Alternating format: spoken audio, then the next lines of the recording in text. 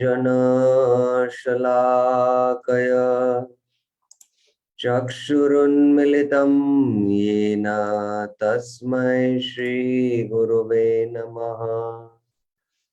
श्रीचैतन्यमनोभीष्टं स्थापितं येन भूतले स्वयं रूप कदा मह्यं ददाति स्वपदान्तिकम्। वन्देऽहं श्रीगुरो श्रीयुतपदकमलं श्रीगुरो वैष्णवांश। श्रीरूपं साग्रजातं सहगण रघुनाथान्वितं तं सजीवं साद्वैतं सावधूतं परिजनसहितं कृष्ण चैतन्यदेवं श्रीराधा कृष्ण पदान् सहगण ललिता श्रीविशाखान्वितांश्च। नमः ॐ विष्णुपादाय कृष्णपृष्ठाय भूतले श्रीमते भक्तिवेदांत स्वामिन्निति नामिने। नमस्ते सारस्वते देवे गौरवाणी प्रचारिणे निर्विशेष शून्यवादी पाश्चात्य देश तारिणे। हे कृष्णा करुणा सिंधु दीनबंधु जगतपते गोपेश गोपिका कांत राधा कांत नमस्तुते। तप्त कांचन गौरांगी राधे वृंदावनेश्वरी वृषभानुसुते देवी प्रणमामि हरिप्रिये। वाञ्छाकल्पतरुभ्यश्च कृपा सिन्धुभ्य एव च पतितानां पावनेभ्यो वैष्णवेभ्यो नमो नमः। जय श्री कृष्ण चैतन्य प्रभु नित्यानंद श्री अद्वैत गदाधर श्रीवासादि गौर भक्त वृंद। हरे Krishna Krishna Krishna Hare Hare Hare Ram Ram Ram Hare Hare. Hare Krishna. So welcome to the Saturday and Sunday series on Sri Harinam Chintamani. In the last class, we began with the 5th chapter of Sri Harinam Chintamani. That is the second offense to the holy name. That is considering the Devatas equal or independent of the names of Vishnu. So I will just recap what we discussed in the last class, and we will continue this discussion from where we left. This second offense, we as Vaishnavas might think that we might not be committing, but there are very subtle misconceptions even devotees have about the demigods. And Bhaktivinoda Thakur is dealing with these misconceptions and giving the explanation of the right conception. So I'll just recap what we discussed in the last class. This is the second offense. Shivasya Shri Vishnur Yaha Iha Guna Namadi Sakalam Diya Bhinnam Pashet Sa Khalo Hari Nama Hita Kara. So this is the second offense which is mentioned in the Padma Puran. And then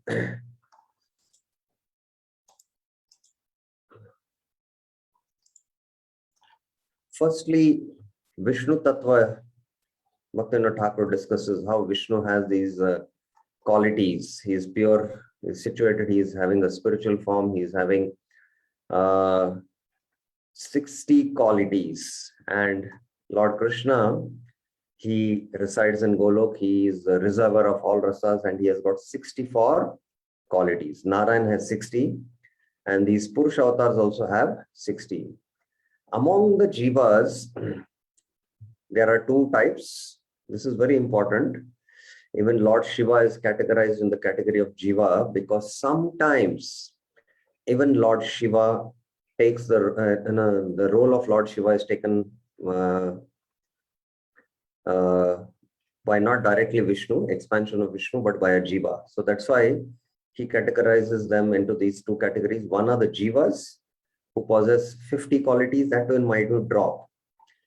And the demigods headed by Shiva are also Vibhinamshas, but they possess 55 qualities, and that too in greater quantity.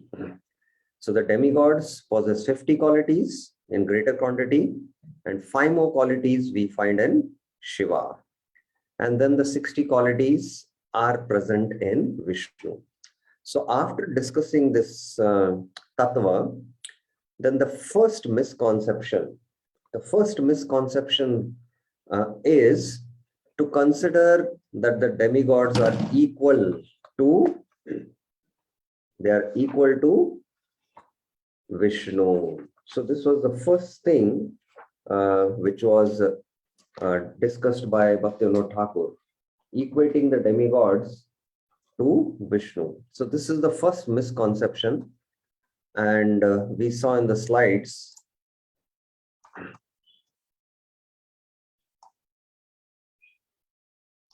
There are many misconceptions. This I have taken it from the Gita also, and Bhaktivinoda Thakur also is discussing these very same misconceptions.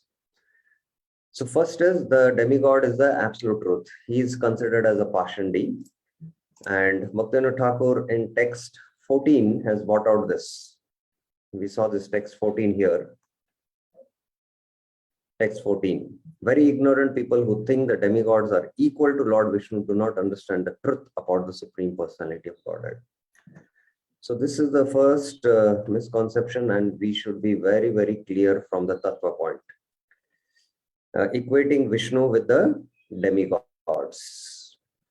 And what is the right conception? He says, Lord Vishnu is the supreme controller in this material world. The demigods headed by Shiva are servants who carry out Lord Vishnu's commands. So they are also servants. And the next misconception is what? Some people say that when it comes in contact with Maya's 3 material modes, the impersonal Brahman becomes demigods. So this is another subtle misconception which the Mayavadis have. This is a Mayavadi idea. They say that when it comes in contact with the 3 modes of material nature, the qualityless impersonal Brahman becomes demigods. Actually, the misconception is that Brahman in contact with Maya becomes demigods. The theory is Brahman, that is the impersonal Brahman, is the absolute truth. And in contact with the mode of goodness, it is Bhagwan and all these devatas. Even Bhagwan, when he comes, his body is made of Maya. And the mode of passion, when it comes in contact with the Brahman, it becomes this material world. And the mode of ignorance, when it comes in contact, it becomes the jivas. So this is another, theory which the Mayavadis propagate. And what is the right conception?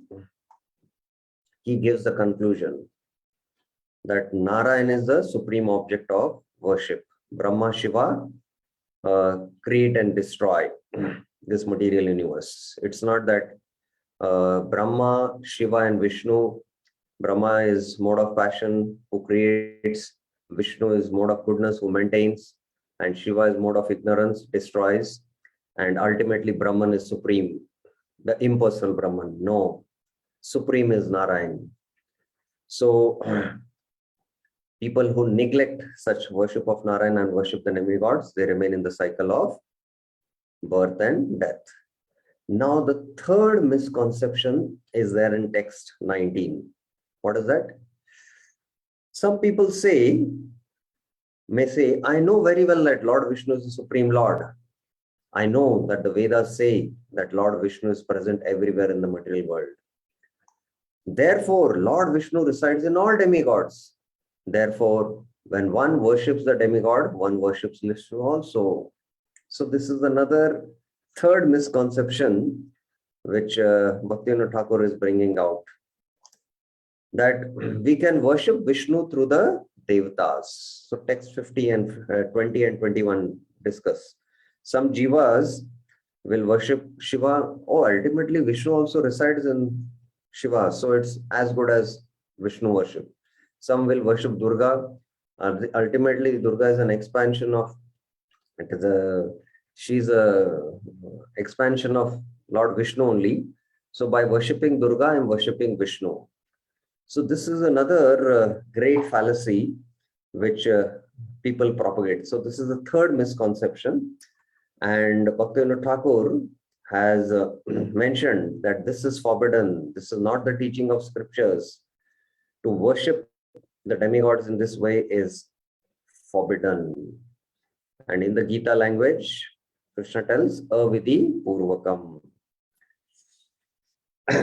The truth is that by worshipping Lord Vishnu, one also worships all the demigods. And he quotes the Yata Tarur Mulanisechanina.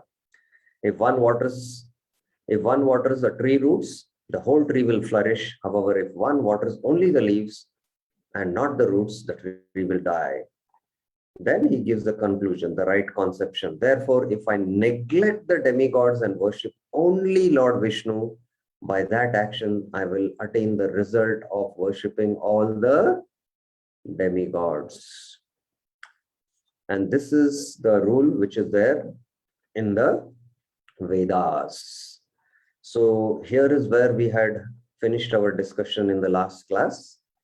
Now the fourth misconception, Bhaktivinoda Thakur states in text 26. With the arrival of Kali Yuga and with the entrance of the misleading Mayavadi theory, Mayavadi dosh, misleading Mayavadi, Jiva Kali Agamane, with the arrival of the Kali Yuga, Bahudeva Puja, Vishnu Samanya Darshane. The people thinking them equal to Lord Vishnu now worship many demigods. So this is another misconception, and this is a little subtle, which we will take up now. Maya Narasimha Prabhuji has a question. Yes, Maya Narasimha Prabhuji. Prabhuji, Hare Krishna Prabhu, in this context of demigods worship, considering them as Krishna's agents, I have one question, Prabhu. We say that Vaishnavanam Yata Shambho, Lord Shiva is considered as the best of the Vaishnavas. And he himself is quoting another verse where he's telling that Aradhananam Sarvesham Vishnur Aradhanam Param Tadiyanam Parataram Devi Tadiyanam Samarchanam. So in that verse he's saying that more than the worship of the Lord, worship of his devotee, he is the most beneficial or the supreme thing. So at one side he himself is a great Vaishnava, another side he is saying that worship of that. So in God context, how to understand that, Prabhuji? Okay. So here there is a very important conception we should understand, the right conception or right understanding of Shiva. When we consider Shiva as the greatest of the Vaishnavas, he is the best of the Vaishnavas. And with this conception, we worship Lord Shiva, then it is directly worship of Vishnu, because you are considering him as the best of the devotees. Just like we worship the spiritual master, because the spiritual master is the representative of Krishna. And this falls in the ambit of pure devotional service. Anya Abhilashita Shunyam, Jnana Karamadi Anavritam, Anukulena Krishnanu, Shilanam Bhaktir Uttama. Anukulena Krishnanu. Krishnanu refers to worship of Krishna, Krishna's expansions, Krishna's pure devotees, that is a spiritual master. So Lord Shiva is also a spiritual master because he has an entire sampradaya, which is called as the Rudra Sampradaya. So with this right conception and right understanding, if we are worshipping Lord Shiva, then it leads to direct worship of Vishnu only. It is in the ambit of pure devotional service. But when we have a conception that Lord Shiva is a great Devata and he is the supreme soul and he is the creator of this universe, or he is the supreme and he is different from Vishnu. So with these kind of understandings, when we worship Shiva, then that will not lead to that will lead to a wrong result, and this is a misconception. That's the difference between the two. Is it clear, Prabhuji? Thank you, Prabhuji. And what about other senior devotees who are in our movement? So their respect can be considered as worship, Prabhu? Senior devotees means what? Means like Tasmat Parataram Devi Tadiyanam Samarchanam. So worship of devotee is more pleasing to me, as what Lord Shiva is saying. So in our context, we have many great souls moving around. So some devotees, we do worship them, keeping their photographs and other things.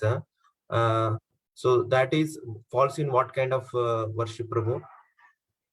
So that is also Tadiya worship, Krishnanushilanam, but the general principle is, for us, every Vaishnava is worshipable. He is worshipable for us. That's why we offer respects to the Vaishnavas. But then there is gradation. There is the Kanishta, Madhyama, and the Uttama. That is the Mahabhagavats, who are the spiritual masters, whom we have taken initiation, Diksha, or the Mahabhagavats who are at the level of our Shiksha Gurus. Their photo we keep, and with their permission, especially those who are taken initiation from the spiritual master. Without their permission, they can take the photo, and we actually take their blessings and permission. And in fact, they are actually pure enough to worship the deities. We take their permission, and on their behalf we are worshipping. So that is allowed. That is well and fine. But definitely we should understand that there are gradations in the Vaishnavas and everyone is worshipable. But the Mahabhagavats, the pure devotees, either our Diksha or Shiksha Gurus, their worship is directly falling in the ambit of pure devotional service. Worship of also Tulsi is Tadiya Seva. That's part of pure devotion. Worship of cow. Now, cow, when we worship, we do Go Puja. When we worship cow, again, the conception is very important. The conception is that Krishna is Gopal and cows are very dear to Krishna. So when we worship the cows, it is seeing in relationship with Krishna. And by pleasing the cows, we are pleasing Krishna. By pleasing the spiritual master, we are pleasing Krishna. So with this right understanding, even the worship of the cows is falling within the ambit of pure devotional service. But some people in the outside world, many people who are very pious, especially sometimes from the Marwadi and the Jain communities, they visit our Goshala, they give some donation, and they have a lot of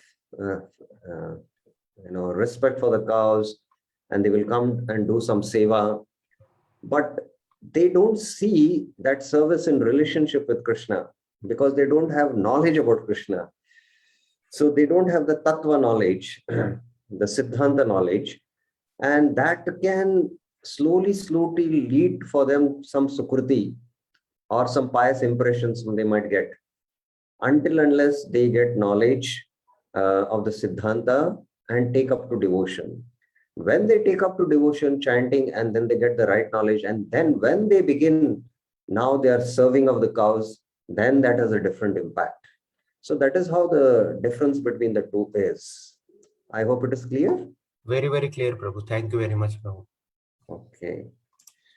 Birendra Yadav Prabhuji.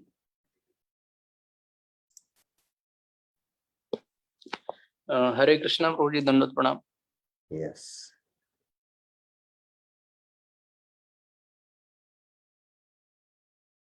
Your audio is not at all clear, Prabhuji.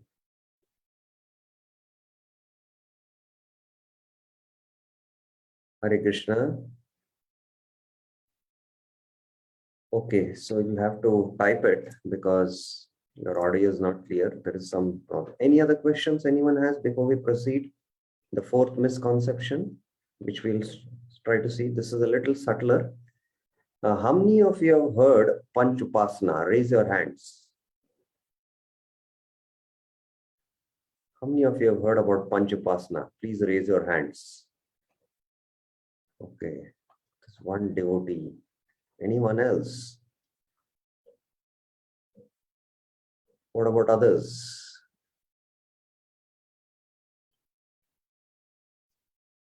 How many of you have not heard about Panch Upasana? Okay, you can lower your hand. How many of you have not heard about Panch Upasana? Okay.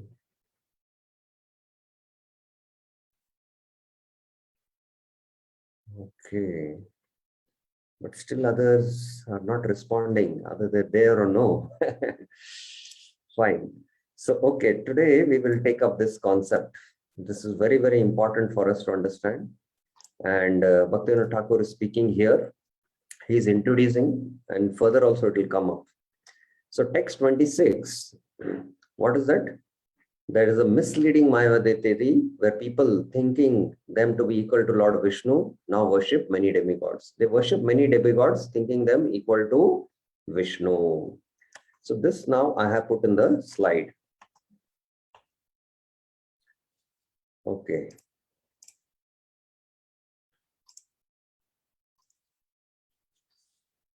So in the Panch Upasana, Bhaktivinoda Thakur speaks a lot about this in his Chaitanya Shikshamrit. This Panch Upasana concept was introduced by Shankaracharya, and it had a deeper purpose also, because he had to re-establish the teachings of the Vedas. He had to get people back to the fold of the Vedas, because Vedas was rejected by Buddha. So there is 5 kinds of worships. There is Durga, Surya, Ganesh, Shiva, and Vishnu. It is called as Shakta, Saurya, Ganapatya, Shaiva, and Vaishnava. So this is what is called as a Panch Upasana. Now, ultimately, these worshippers of these different demigods, in fact, Vishnu is also considered as not the supreme, but there is an impersonal concept of Vishnu, and Prabhupada technically calls it as philosophized Vishnu. Ultimately, the absolute truth is impersonal Brahman. And the first level is where there is worship of the Shakti, the material energy. And the material energy is ultimately the personified form is Durga. So these worshippers are called as Shaktas. The worshippers of Durga, they are called as Shaktas. And Prabhupada says the modern scientists who are doing research in the material energy, they might not worship the personified form of material energy in the form of Durga, but they are also falling in the category of Shaktas. And this is more or less in the worship in the mode of ignorance.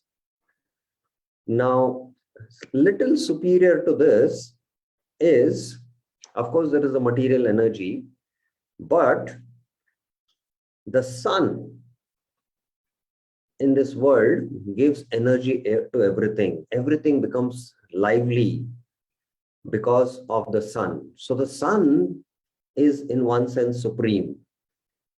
So further advancing from Shakta comes to the worship of Surya, the worship of the sun god. The sun is, the energy which is there, which is pervading everywhere in this universe, and the sun gives life to everything. So these are worshippers of Saurya. Now, anyone knows about the Jews, what they worship? Zoroastrianism. Zoroastrianism is the worship, they worship the sun god actually. They are Shauryas, in fact. And then further little advancing that, yes, sun is also there, whose energy is all pervading, but there are many beings we see in this world, and these beings have power, who have forms.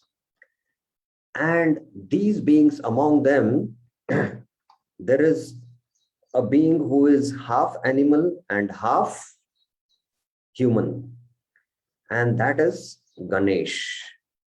And the worshippers of them are called as Ganapatyas. Now, what is Ganapatya? Gana means there are people. Among all the Ganas, among all the people, there is one powerful being who is having a half animal and a half human being form, who is having power.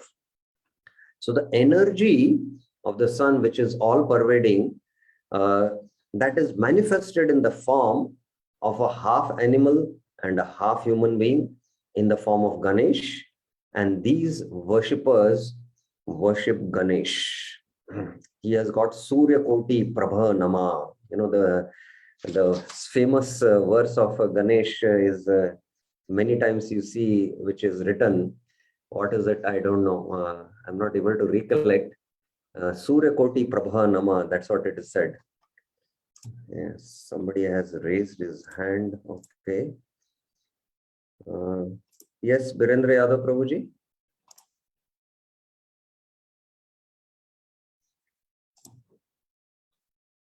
Yes, Prabhuji. Oh, no response. Yes, Prem Prabhuji, you have something to say? Yes, Prabhu, it is that Vakrtunda Mahakaya, Surya Koti Yeah. Samaprabha, Nirvignam Kurmedeva, Sarva Karyeshu Sarvada. That's all.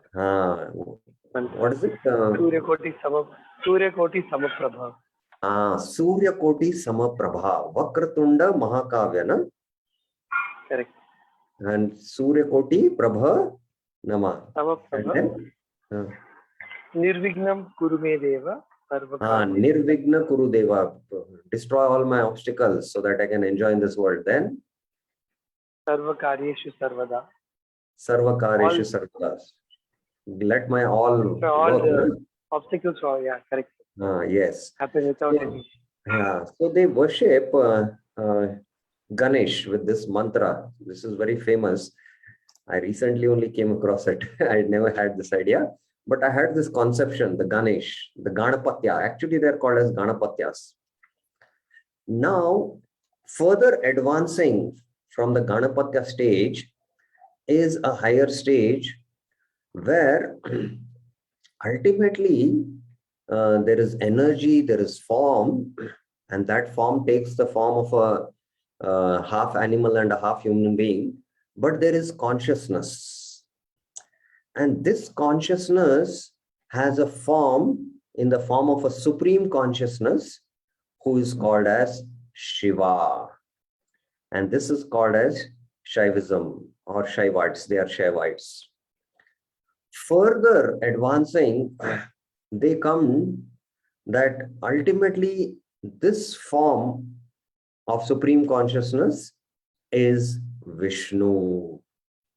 So they come to this Vishnu worship, and mind you, even this Vishnu worship is not the personal form of Vishnu, but what Srila Prabhupada calls it as the philosophized Vishnu. So we will see Prabhupada's purport on this. So Bhaktivinoda Thakur in his Chaitanya Shikshamrit mentions that all religions of the world fall in this 5 categories, Panchupasana. Everywhere you can see in this world, people are worshippers of material energy. They want to enjoy matter and they worship matter. So they are the lowest among the worshippers. And those who are pious, who are followers of the Vedas, they worship Durga. And their purpose is to enjoy matter only. So they are the pious. Those who are not the followers of Veda, who directly enjoy matter, is, a lower grade. So these are called as the Shaktas. And the Sauryas are little elevated, and Prabhupada, Bhaktivinoda Thakur says Zoroastrianism. Prabhupada also calls this Zoroastrianism. And the Jews, they worship the sun. The sun is the energy which is all pervading. So all these are, in one sense, impersonal conceptions and worships. There's no personal concept. So the further elevation is Sauryas, and we find this in some areas of worship. And then there is further worship, Ganapatya, as I mentioned, that takes a form, that energy takes a form of a half animal and a half human being, who is a very powerful being, and he's being worshipped. And today you find many countries, especially in Eastern India, not Eastern India, Eastern Asia, Malaysia, Indonesia, parts of China, parts of Japan, they are worshippers of Ganapatya, in fact, in one sense. They are worship of Ganapatyas. And then that form, ultimately above energy is the consciousness, and that consciousness is in the form of Shiva, and they are Shaivites. And then ultimately that consciousnus has a supreme form, and that is Vishnu. They are Vaishnavites. So Shaktas, Sauryas, Ganapatyas, Shaivites and Vaishnavites. So this is what is called as a Panchupasana. Now, during Shankaracharya's time, what had happened is that Shankaracharya's main purpose was to bring people back to the fold of the Vedas. And Buddhism had completely, rejected the Vedas. So Shankaracharya ultimately, yes, everything is void, and that void he gave the name as Brahman. Oh, you're speaking about the void? That void is there in the Vedas, and it is Brahman, the impersonal Brahman. And traditionally, in any religion, there is some conception of worshipping a particular form. So there were many religionists, so-called religionists, who were worshipping many deities, either it is Durga, Shiva, Ganesh, or many demigods, and they were, all religionists, so-called followers of Dharma. And Shankaracharya, even cheated them. He said, okay, whichever demigod you want to worship. Ultimately, you have to reach through that demigod worship, Brahman. So this is how slowly, he tried to bring people back to the fold of the Vedas. So this was the Panchupasana concept, which was introduced in Kali Yuga, and which Bhaktivinoda Thakur is speaking. Now let us see Prabhupada's purports. Prabhupada has not spoken a lot about Panchupasana, but Bhaktivinoda Thakur has dealt a lot. But he has given one or two commentaries, which I will explain now. Now, another point which I forgot to tell is this Shakta worshippers are in the mode of ignorance. The Saurya and the Ganesh are in the mode of prominently passion. Slowly, it goes to goodness, and here it is more in the mode of goodness. But we have to understand that these are again, their faith is in the mode of goodness, passion, and ignorance. And this faith is not faith rooted in the Shastras.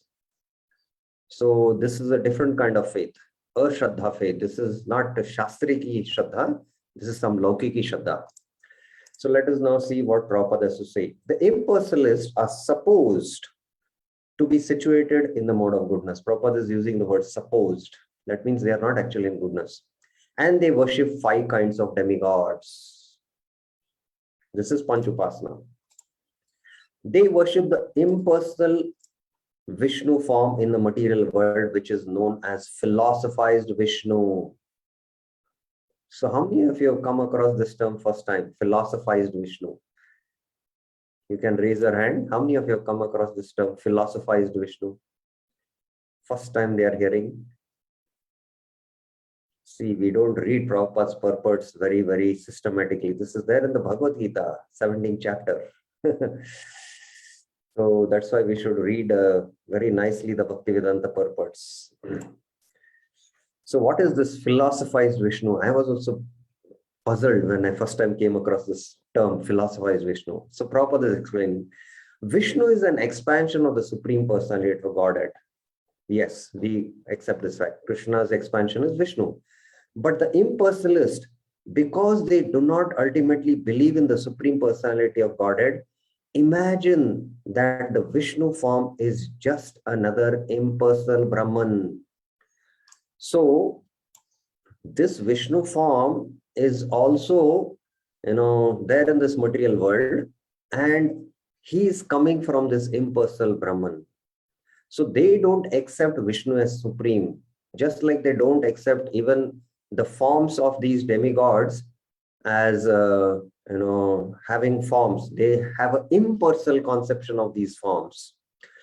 So Prabhupada in the Ishopanishads mentions that the Devatas also cannot understand. Namai vidur surgana prabhavam cha maharshaya aham adiri devanam maharshinam cha sarvasha.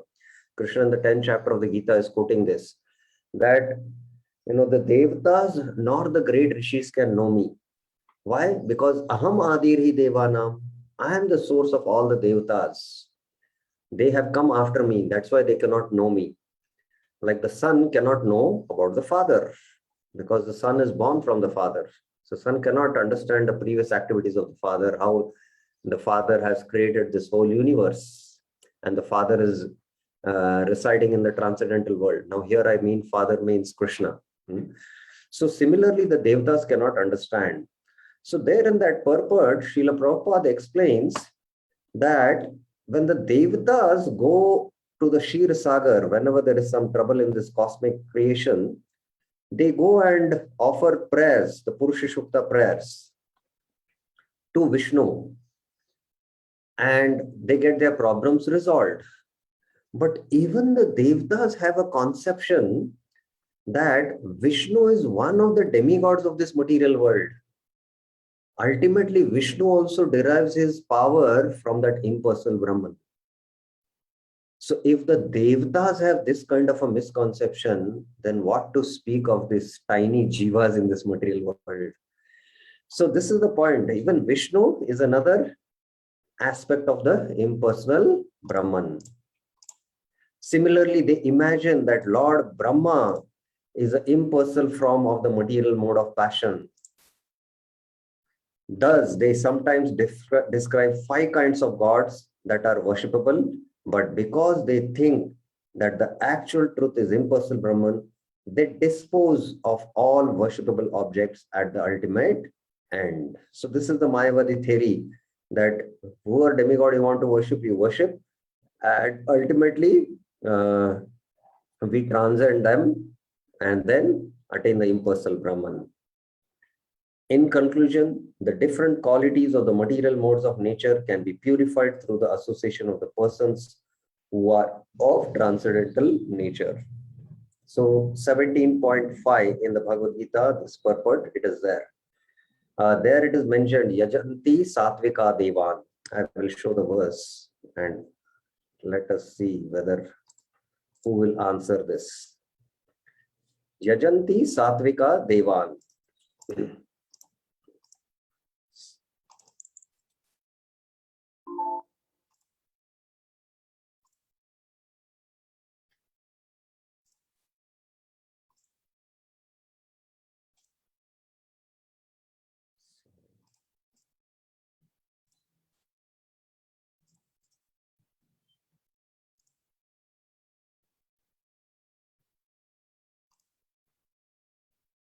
The Bhagavad Gita, 17th chapter, in the 5th verse it is there. No, 4th verse, sorry, not the 5th verse.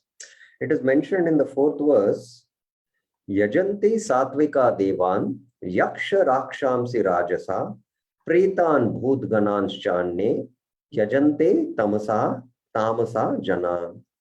Those who are in the mode of goodness, they worship the demigods. Those who are in the mode of passion, they worship the yakshas and the rakshasas. And those who are in the mode of ignorance, they worship the Preta, Bhuta, Ganan, all these Ganas. Ganas is, the host, ghost of Gana, Bhuta Ganas, the head of the Bhutas. So here it is mentioned, men in the mode of goodness worship the demigods. Those in the mode of passion worship the demons. And those in the mode of ignorance worship ghosts and spirits. Now, I have a question to the devotees here. We generally have an understanding that those who are in the mode of goodness worship Vishnu. But why in this verse, Krishna is saying that men who are in the mode of goodness worship the demigods? Is the question clear to you all? We generally have an understanding that those who are in the mode of goodness, they are the Brahmanas, and they worship Vishnu.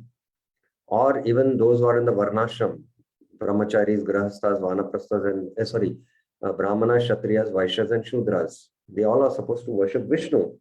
But here it is mentioned, men in the mode of goodness worship the demigods, passion worship demons, and ignorance worship the ghosts and spirits. So how do we understand this? What is the answer? Anyone would like to try?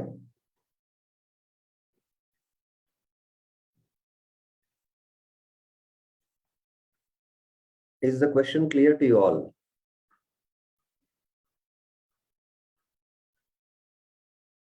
Okay, there is one answer here. This is because this has been said in general term, but according to the three basic gunas. No. Okay, Maya Narasimha Prabhu. Prabhuji, what I feel understand from devotees hearing is that worship of Vishnu cannot complete until unless one has got the knowledge of Krishna by the grace of a pure devotee. Because until unless he has not come in touch with that, he will by swabhava, he is tend to worship demigods when he's in the mode of goodness. That's why Bhagavad Gita is not so simple and easy.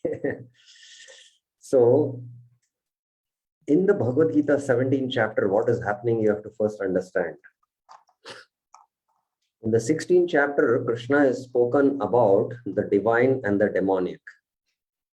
Those who are born with divine qualities, that is, the part of the tree, the banyan tree, the higher level, that is, the top of the tree where the heavenly planets are there, those who are born with divine qualities. He has spoken about how the divine qualities, in that he has spoken about, in the 16th chapter, if you see first three verses, those who are having these qualities, they are Brahmanas, Kshatriyas, Vaishyas, and Shudras, all ultimately having these qualities. And then the remainder of the chapter,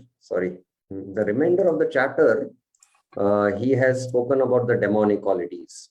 And ultimately, whether one is born with divine or demonic qualities, if he follows Shastra, if he takes up to Shastra, ultimately he'll attain perfection. Now, between the banyan tree, the upper portion, which is called as the divine qualities, and the lower portion, which is the demonic qualities, there is the in-between portion. And what about those in-between portion? Arjuna is asking the question. Ye Shastra Vidim Usraja. They don't have faith in the Shastra, but they worship. Yajante Shraddhayanvita. They worship with faith. And this faith is not faith in the Shastras, but they have faith based on the modes. And what is their Nishta? Whether it is worship in Sattvic or Rajas or Tamas. And then Krishna is saying, Trivida Bhavati Shraddha Dehinam Sabhavaja, based on their nature, Sabhav. So this is worship according to one's nature. I am tamasic, so I do tamasic worship. If I have faith in Shastra, even though I am in Tamagun, if I worship Vishnu, then I'll get elevated. But I am controlled by my nature, that is tamasic, and I will do tamasic worship which is not mentioned in the scriptures. The scriptures exclusively mention worship of only Vishnu. But those who are not ready to take it up, that's why there is, Puranas which are in the mode of ignorance, passion, and also goodness. So this is Swabhavajam Shraddha. Shraddha born out of their own nature, Swabhav. Whereas worship of Vishnu, faith in Vishnu worship is based on Shastra, and they might be in goodness, passion, ignorance, and mix of passion and ignorance. They are categorized as Brahmanas, Kshatriyas, Vaishyas, and Shudras, because ultimately the faith is the faith of the soul. But this faith is based on the Swabhava. And based on this Swabhava faith, they worship these demigods. This is, the Satviki faith is not based on the Shraddha of the soul. It is not based on Shraddha on the Shastras, but it is based on the Shraddha of the Swabhava. Or to distinguish the two terms, it is Shastri, one is Shastri Shraddha. They might be in the mode of goodness, passion, mixed mode of goodness and passion, mixed mode of passion and ignorance. They are Brahmanas, Kshatriyas, Vaishyas, and Shudras. But this is what? This is Laukik Shraddha.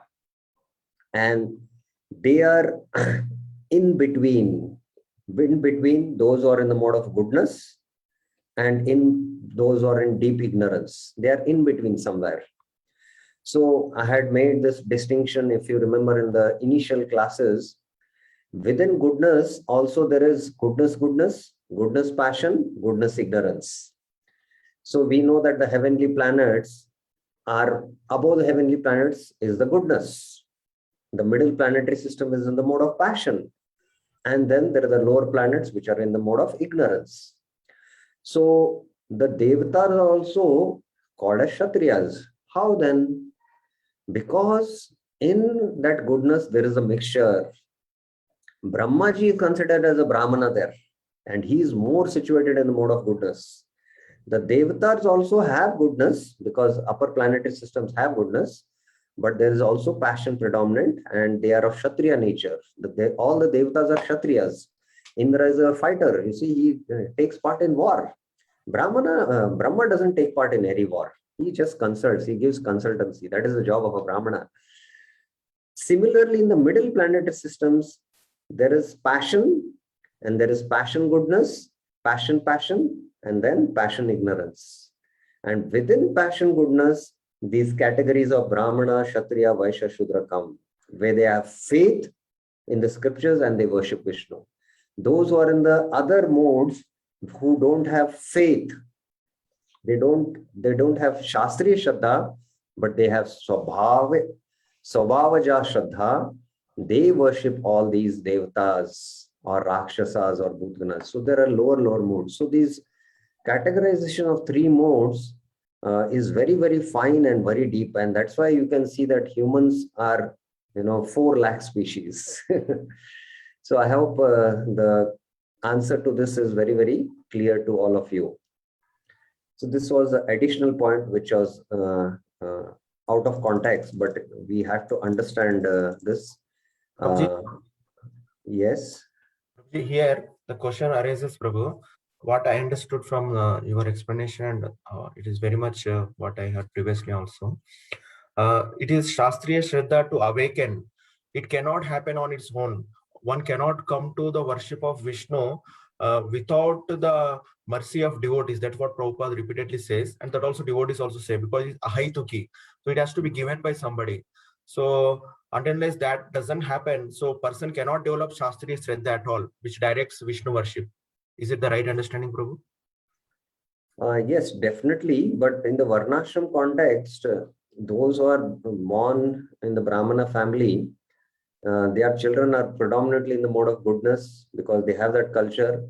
And right from beginning, the father is having faith in that is what is called as Astik. Astik means they have faith in the Vedas. So they take up right from their childhood and they have that faith. So the father acts as a spiritual master, and if he is a devout worshipper of Vishnu, which is completely transcendental, which is pure faith, then they take up from their childhood, and they can do worship of Shaligram at home. So like that, it can happen, but definitely, yes, in the association of pure devotees who have the right understanding of the Vedic knowledge and the right conception and worship of Vishnu. And Sut Goswami discusses this in the first canto, third chapter, that those who are Bijre Muno Tatagre Bhagavantam Adokshajam, that the great sages have been worshipping, the great sages Mune have been worshipping Adokshajam, who is completely transcendental. But those who are according to their Prakriti, according to their Swabhav, they worship these other demigods. So like that, he also makes it clear there. So Panch Upasana, I hope we are getting a little clear understanding of what this Panch Upasana is. Now, further, this is from the 17th chapter of the Bhagavad Gita. Now, Prabhupada also speaks this about in the second canto. He says, we should note with profit that in the first 3 chapters of the second canto, a gradual process of development of devotional service is being presented. Now, actually, in the second canto, first 3 chapters, especially to the question of what a person should do at the time of death, Sukdev Goswami explains how through the process of Ashtanga Yoga, one should leave the home and practice the Ashtanga Yoga and meditate on the gross Virata form of the Lord, and then attain impersonal liberation. So Prabhupada is speaking here, but he is speaking from a devotional perspective.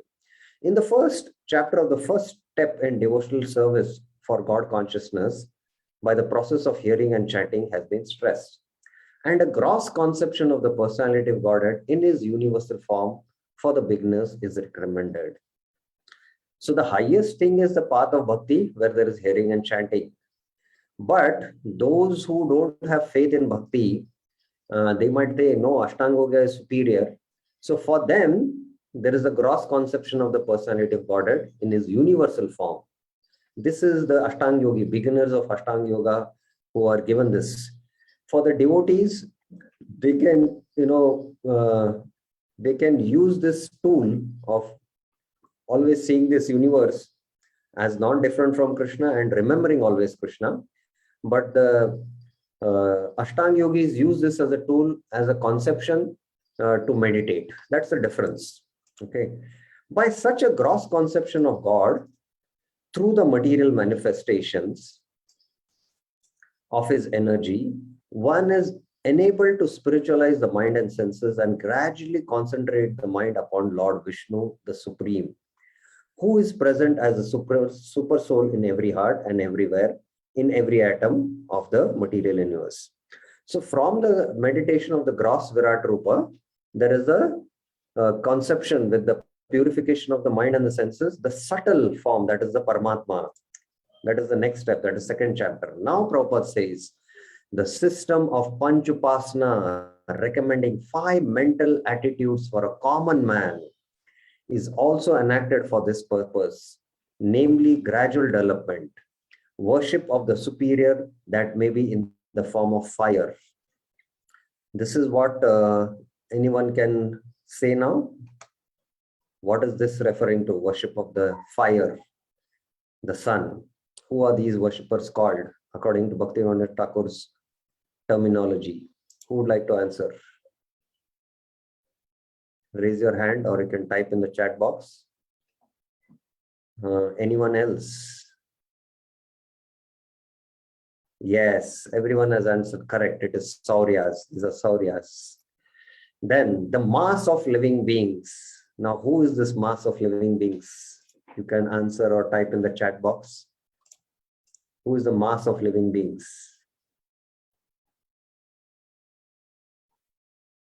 Who is this referred to, the mass of living beings here? What is Prabhupada referring here, the mass of living beings? There is one answer. Yes, it is Ganapatyas. Gananam Pati Ganapatya. Gananam means among all the Ganas, all the living beings.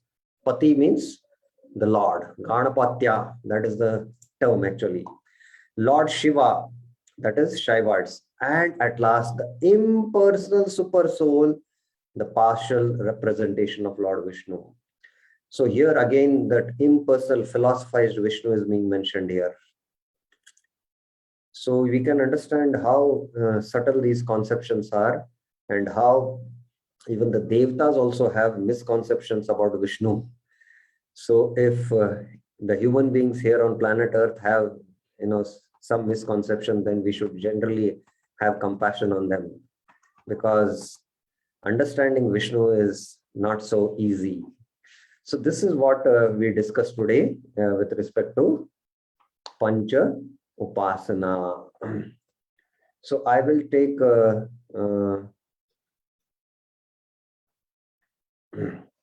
the explanation now from text 27. Eka eka deva, eka eka phala data, sarva phala data, Vishnu sakala rapata. Each demigod grants a specific boon. Eka eka devata, eka eka phala data. But Lord Vishnu grants all boons. Sarva phala data Vishnu. He is the protector and maintainer of all. Sakalera pata.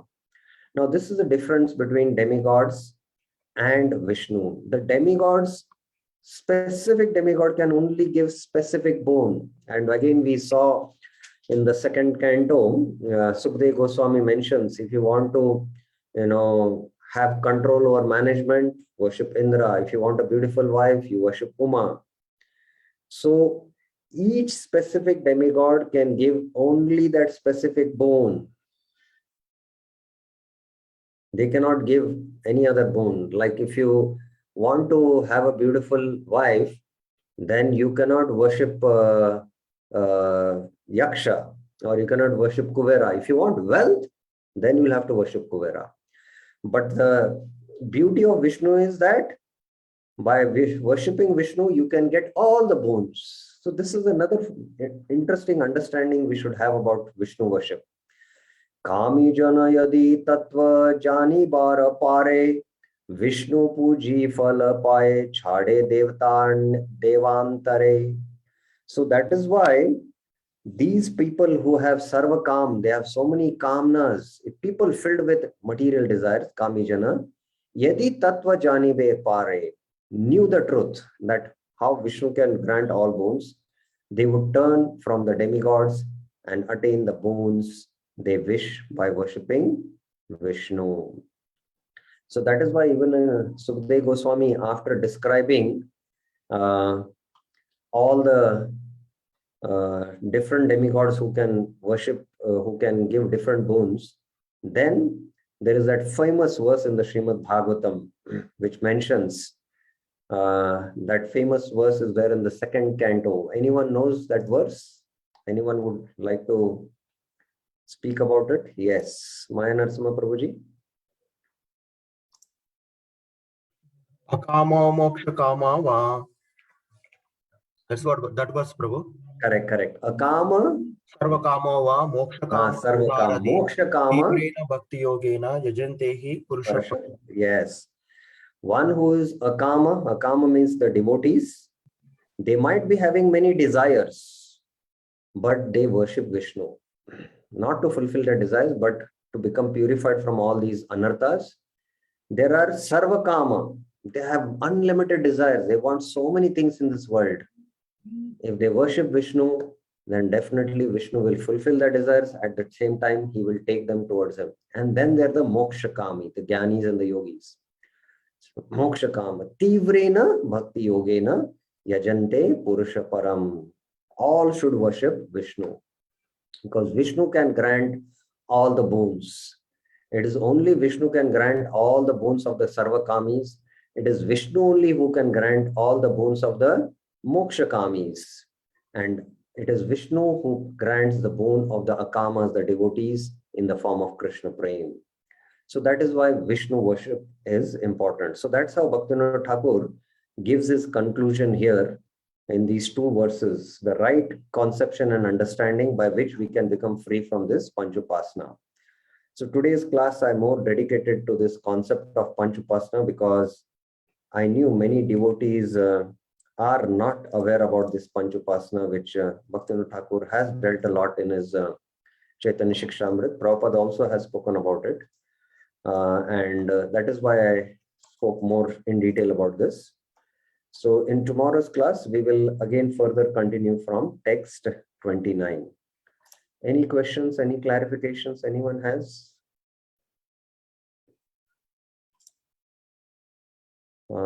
Maya Narasimha Prabhu has one question.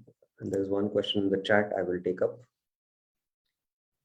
first. Yes, Maya Narasimha Prabhuji. Prabhuji, here Srila Sripad Shankaracharya has introduced this system, and also this is prevailing in the Bhagavatam also, Brahmavadis.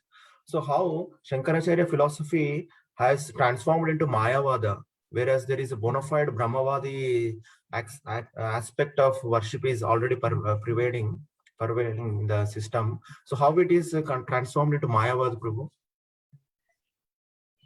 Okay, this is important for us to understand that the Mayavad philosophy is there since the dawn of creation.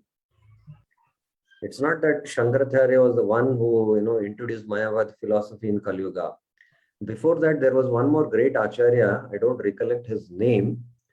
It is there somewhere. Jiva Goswami mentions. Actually, Shankaracharya also took those teachings from that Acharya and systemized Mayavad philosophy. So Mayavad philosophy or Brahmopasana, worship of the impersonal Brahman, is there in the Gita. 12th chapter, Arjuna is asking this question and Krishna is answering. So these conceptions of different kinds of worships, Devata worship and worship of the impersonal Brahman, these are all there since the dawn of creation. These all philosophies are there.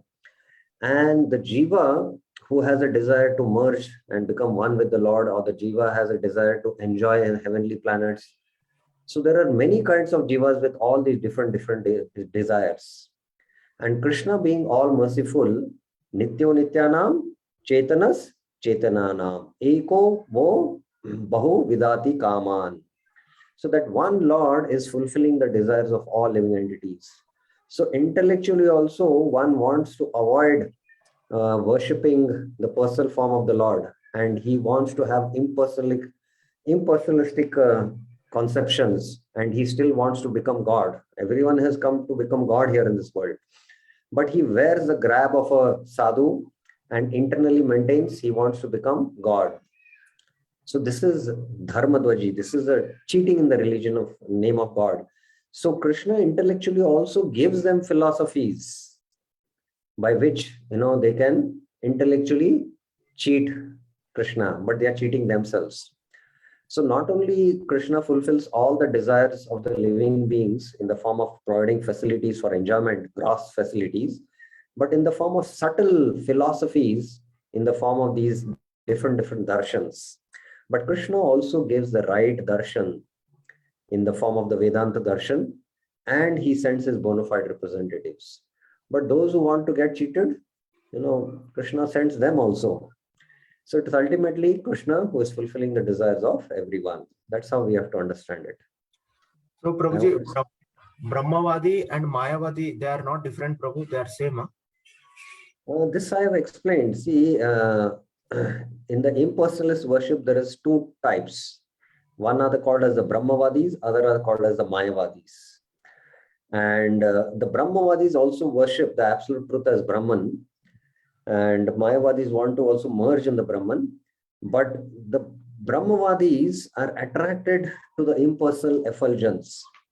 And they don't offend the Lord's pastimes or the Lord's Leelas. They know that Lord Ram and Lord Krishna are there, but they are not attracted to hearing their pastimes. And they don't offend that form. Whereas the Mayavadis, they offend the Lord by saying that the Lord's form is also made of Maya. And that is why they commit aparadh, and that is why they fall down. So that is the difference between Brahmavadis and Mayavadis. The Brahmavadis, they do Brahmupasana, the all-pervading spirit. That is what is called as Brahmupasana. So within the Brahmavadis also there are two subcategories. One is Upasana of the all-pervading spirit. Then there is the Vishwarupa Upasana, which is dealt in the second canto, the worship of the gross form of the Virata Purusha. So that is the material manifestation. So that is at a lower level. The higher level is worship of the impersonal Brahman, because that is transcendental. The Brahman is transcendental. Brahmeti Paramatmeti Bhagwaniti Shabdate. It is transcendental. But the worship of the Vishwarupa Upasakas is not transcendental because it is a material manifestation. So that is such subtle difference. Thank Is you, it Prabhu. clear? Thank you very much, Prabhu. Yes, Prabhu. There's one last question I'll take. With respect to Brahma Samhita verse, Shiram Yadadati Vikara Vishesh Yogat, how Shiva is considered as a Jiva? Now, Shiva is not different from Vishnu. This is very, very clear from the scriptures. And there is, many places you can see there is Harihara deity. How Vishnu and Shiva are not different, because Vishnu only, for the sake of pastimes, transforms into Shiva, and that is the verse given there. Now, that is why Vishwanath Chakra Thakur, when he deals with the second offense, he goes into the ontology of the consciousness.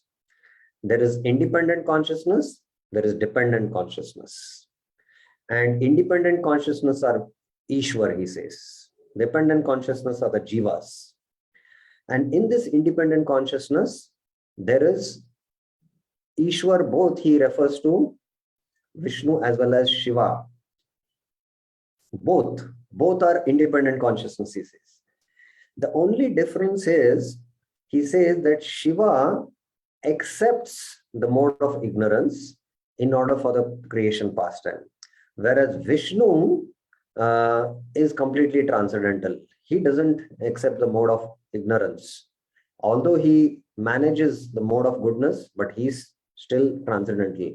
Even Shiva is eternal. Please understand that. Shiva is eternal. He's a transcendental personality, is eternal. But he comes in contact with the mode of ignorance, or the three modes also, you can say, because no mode is, only pervading in this universe. There is a mixture. But Vishnu doesn't come in contact with the modes. Vishnu is transcendental. So both Shiva and Vishnu are considered as independent Ishwars, independent consciousness. In the dependent are the Jivas, because the Jiva's consciousness is coming from the supreme consciousness, Krishna, Mame Vamsha Jiva Loke. And then there are gradations in the form of Devatas who have higher powers. Then there are the Shaktavesha avatars like the four Kumaras. Then there are, Bhagavat Avesh like Brahmaji who does the creation. He's also a Jiva. Then there are the pure devotees who propagate Dharma, or they are propagating Shuddha Bhakti. So there are these Jivas who are in dependent consciousness with different gradations. It's very technical. I'm just giving a brief explanation. And everyone understanding their level of consciousness should pay respects. Sakala Sammana Korite Shakati Deho Nata Nata Yata Yata. But then Vishwanath Chakra Thakur says that sometimes Shiva, the role of Shiva is taken by the Jiva also. It is very rare. And when that Jiva is actually Shiva who takes this role, if we consider Shiva, who is a Jiva now, equal to Vishnu, then we commit offense. But Shiva, when he is Shiva Tattva, then there is no offense. So that's a slight subtle distinction he makes. So it is all again understanding and having a right conception about who is Shiva. So best for us as devotees is to worship Shiva as the greatest of the Vaishnavas. Vaishnavanam Yata Shambhu. We don't know now this Shiva who is managing the mode Gunavatar, whether he's Shiva Tattva or he's a Jiva Tattva. We don't know that. And trying to equate, all the Devatas are headed by Lord Shiva because Shiva is Mahadev and all are servants. The guna avatars are all servants. So except Vishnu, Vishnu is transcendental. So better, we have this clear understanding that all the devatas are servants of Vishnu and they are also devotees. So Bhaktivinoda Thakur further will give very, very clear understanding of how devotees should see the devatas in a right conception and offer respects, and then thereby avoid this second offense. That he'll come to. A very nice discussion is going to come up. We'll take it up tomorrow. Any questions, any clarifications anyone else has?